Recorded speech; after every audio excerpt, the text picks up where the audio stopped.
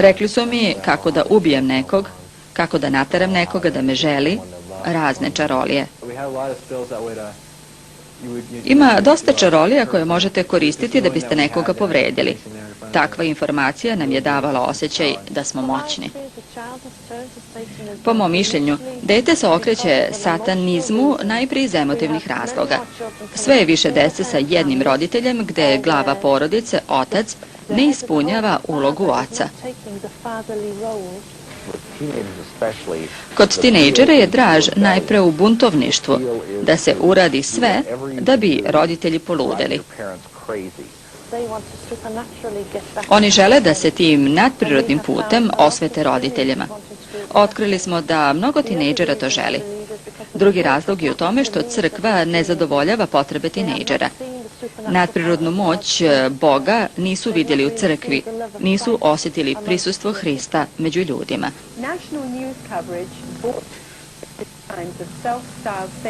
Novine su privukle pažnju javnosti izveštajima o maloumnim zločinima samozvanog sataniste i višestrukog ubice Richarda Ramireza. Njegovi zločini obuhvataju silovanje žene u istom krevetu u kome je bilo mrtvo telo njenog muža, koga je upravo ubio. Ona je bespomoćno posmatrala kako je Ramirez sodomizovao njihovog sina od 8 godina. Jednu ženu je naterao da se zakune na vernost sotoni batinama i silovanjem, a jednoj starijoj ženi je urezao pentagram na butini.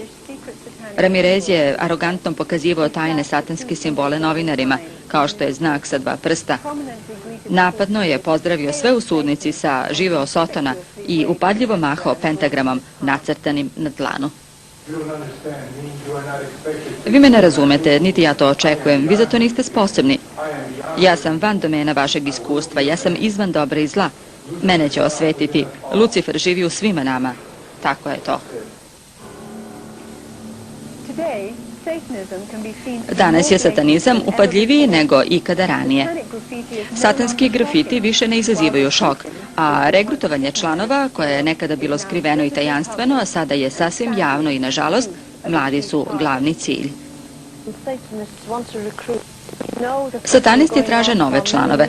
Znamo da to traje mnogo godina, to nije ništa novo, ali njihova arogantnost i otvorenost načina na koji to rade je neverovatna. Oni koji vrbuju odlaze u škole i uvlače decu u svoj sistem, jer su ti satanisti veoma pametni. Oni umeju da vrlo zavodljivo uvuku omladinu, a da roditelji to uopšte i ne primete. Ponekada koriste lokalne škole, žurke sa seksom i drogom, lokalne autobuske stanice gde nalaze beskućnike ili čak odlaze kod poštenih porodica. Primetio sam da je toj deci dosadno. Dosadilo im je društvo, škola, crkva. Mladi ljudi me redovno zovu i kažu mi da su uključeni u neku vrstu žrtvovanja i masakriranja životinja. Razlog za to jeste što tu dolaze do vodke, droge, kokaina ili besplatnog seksa.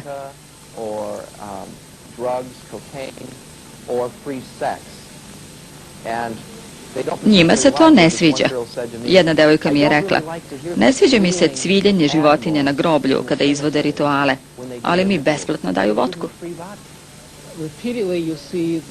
Često se koristi droga. Ponekada visoki sveštenik ili sveštenica ne koriste drogu, jer onda nemaju tu mentalnu i duhovnu kontrolu nad ljudima pod zavetom, ali će je davati svojim članovima. I da bi prikrila ono u čemu sam učestvovala, počela sam da uzimam drogu koju su oni obezbeđivali. To je bio još jedan razlog da ostanem u zavetu. Davali su mi heroin. Stara izreka koja opominje protiv vina, žena i pesme dobila je novu duhovnu snagu. Seks, droga i rock'n'roll, to je modern usklik buntovne omladine. Satanista Aleister Crowley je indirektno uticao na mnoge rock'n'roll grupe, uključujući Beatlese, Rolling Stonese, Led Zeppelin, Archija. Audrey Osbourne je čak napisao i pesmu o Crowleyu. Danas muzička industrija komercijalizuje satanske teme, ne obazirući se na duše koje oblikuju. Čak i one grupe koje promovišu tvrdokorni satanizam poriču da su satanisti, već da jednostavno svojim obožavaocima daju ono što oni žele da čuju. Mnoge grupe dobijaju ideje iz horor filmova i videokaseta koji otvoreno prikazuju satanske rituale, smrt, ubistva i okrutna mučenja. Dokazi pokazuju da je muzika bogata satanskim prizvucima igrala važnu ulogu u životu mnogih tinejdžera koji su osuđeni za satanska ubistva. Ubica iz mraka, Richard Ramirez, opsednut muzikom grupe AC/DC, priznao je da su njihovi stihovi uticali na njegova divljačka ubistva. Pritisak vršnjaka je izuzetno važan za tinejdžere. Svi mi želimo da se osjećamo prihvaćeno. Ali tinejdžerima je potrebna stabilnost u životu, da znaju da mogu da održavaju veze sa ljudima. Kada većina njihovih prijatelja nosi heavy metal majice i sluša crnu heavy metal muziku, koja sadrži satanske stihove, oni osjećaju da moraju da pripadaju toj grupi. Vidim da je mnogo njih uvučeno u to i sve to počinje muzikom. Ne svom rock muzikom, već black metalom ili speed metalom, vrstom gde postoje teški satanski prizvuci. Grupe kao što su Venom, Slayer, Merciful Fate, to su grupe koje decu uče raznim okultnim tehnikama.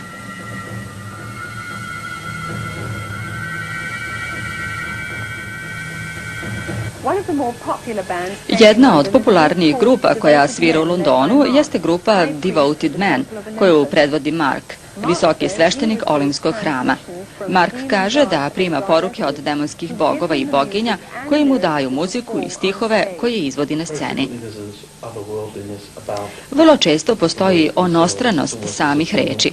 Mi ne pišemo stihove, već naša ruka piše, ne radi se o našem umu.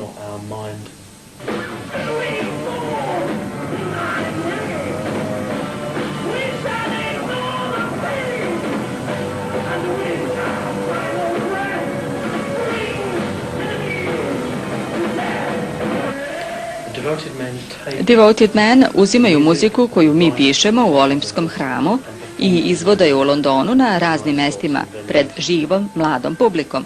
U suštini iznosimo svoju poruku.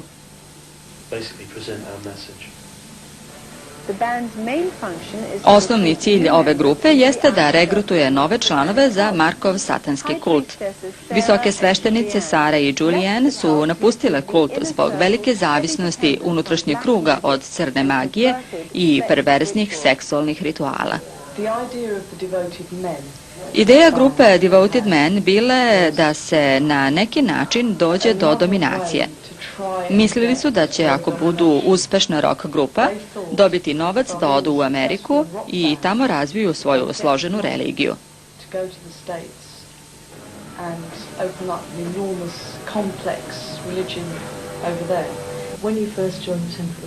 Kada prvi put stupite u Olimpski hram, prisustvujete sastanku spoljašnjeg kruga.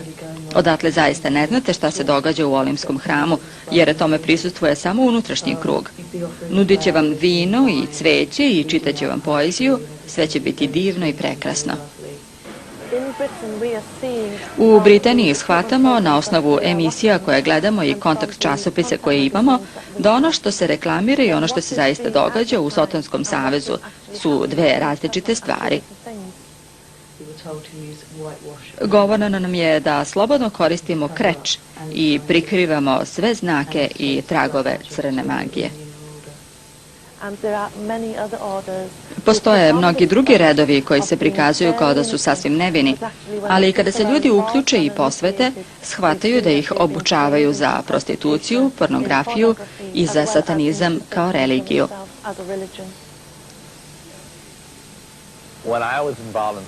Kada sam se ja bavio satanizmom, uglavnom smo članove regrutovali među tinejdžerima, ali danas je očito da oni pokušavaju da dopru do veoma mladih, a to se delimično postiže korišćenjem medija, pomoću crtanih filmova koji počinju idejom da postoji dobra magija i loša magija i da je dobro koristiti dobru magiju.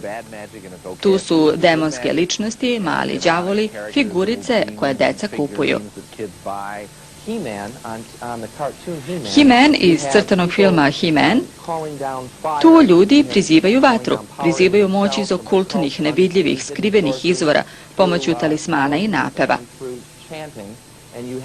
Ovi